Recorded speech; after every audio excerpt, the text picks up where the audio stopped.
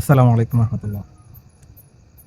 আজকে একটা খুব গুরুত্বপূর্ণ বিষয়ে মনে পড়লো আর কি, আমাদের ভুলগুলো আমাদেরকে কতটুকু পিছনে টেনে নিয়ে যায় সেটার একটা উপলব্ধি আজকে আমি করতে পারলাম।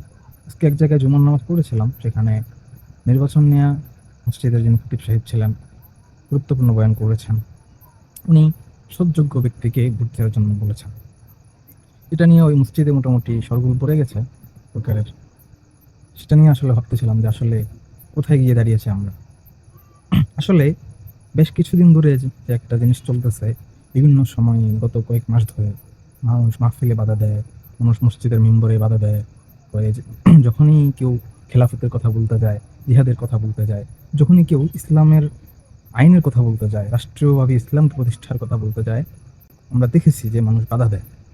মানুষ বলে যে রাজনৈতিক বয়ান করতে পারবেন না, রাজনীতি নিয়ে আলোচনা করতে পারবেন না। আসলে এই যে একটা প্রতিবন্ধকতা তৈরি হয়েছে মানুষের মধ্যে, বাধা দেওয়ার একটা মেজাজ তৈরি হয়েছে, এটার জন্য দায়ী কে? হ্যাঁ, যারা বাধা দিচ্ছে তারা দায়ী। তারা যতটুকু না দায়ী, তার থেকে বেশি এটার জন্য দায়ী আমরা নিজেরাই। হ্যাঁ, আমরা ওলামায়ে কেরাম যারা আছি, আমরাই এর জন্য প্রথমত দায়ী। তারা যদি 40% দায়ী হয়, আমরা 60% দায়ী। এর কারণ কি? এর একমাত্র কারণ হচ্ছে আমাদের আলোচনা।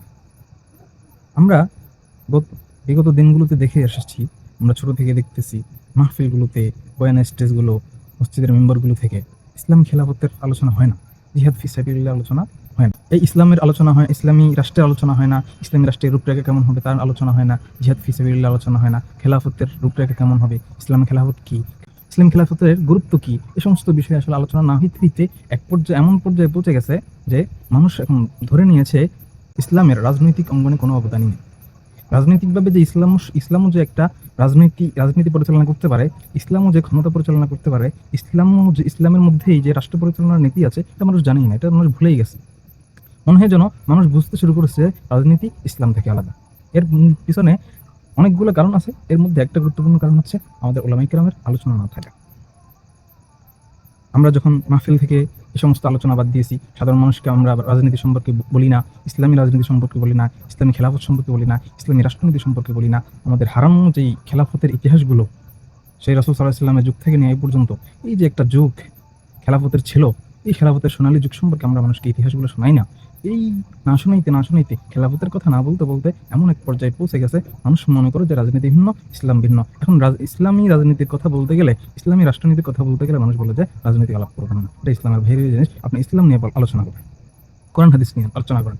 অথচ রাজনীতি, খেলাফত, রাষ্ট্র ব্যবস্থা পরিচালনা করা, এটা কোরআন হাদিসের অন্তর্ভুক্তই, কোরআন হাদিসের অন্তর্ভুক্ত একটা বিষয়, ইসলামের গণ্ডির ভিতরে একটা বিষয়। আল-ইয়াউমা আকমালতু লাকুম দীনাকুম, এই যে আয়াত নাজিল করছেন আল্লাহ তাআলা, আয়াতের মধ্যে দিনকে পরিপূর্ণ করছেন। দিন পরিপূর্ণ হইতে হলে যতগুলো সাবজেক্ট প্রয়োজন, প্রত্যেকটা সাবজেক্ট দিনের মধ্যে থাকতে হবে। রাজনীতি যদি দিনের মধ্যে নাই থাকে, তাহলে ইসলাম পরিপূর্ণ হইল কিভাবে? একজন মানুষের ব্যক্তি জীবন থেকে রাষ্ট্রীয় জীবন পর্যন্ত, শৈশব থেকে কৈশোর, বৃদ্ধ হওয়া পর্যন্ত প্রত্যেকটা জীবনের সেক্টরে ইসলাম অবশ্যই তার নীতি নির্ধারণ করেছে। রাসূলুল্লাহ সাল্লাল্লাহু আলাইহি ওয়াসাল্লাম খেলাফত মদিনায় হিজরতের পরে, রাসূলুল্লাহ সাল্লাল্লাহু আলাইহি ওয়াসাল্লাম মদিনায় হিজরতের পরে সর্বপ্রথম কি কাজ করেছিলেন? ইসলামী খেলাফতের ঘোষণা দিয়েছিলেন, মদিনাকে ইসলামী রাষ্ট্র ঘোষণা দিয়েছিলেন। রাসূল একা কতগুলো জিহাদের নেতৃত্ব দিয়েছেন, সেগুলো আমরা মানুষকে বলি না। আমরা আমরা এই সমস্ত আলোচনা না করতে করতে মানুষ এখন ইসলামী রাজনীতির কথা বলতে গেলে মানুষ এখন বলে আপনি মসজিদে রাজনীতির কথা বলতে পারবেন না। আপনি যদি মাহফিলের মধ্যে ইসলামের রাষ্ট্রের কথা বলেন, মানুষ বলে রাজনীতি আলোচনা হচ্ছে, আপনি বলতে পারবেন না। এর পিছনে অনেকগুলো কারণের মধ্যে এটা একটা কারণ যে আমরা এটা আলোচনা করি না। আজকে এ পর্যন্তই, ভালো থাকবেন।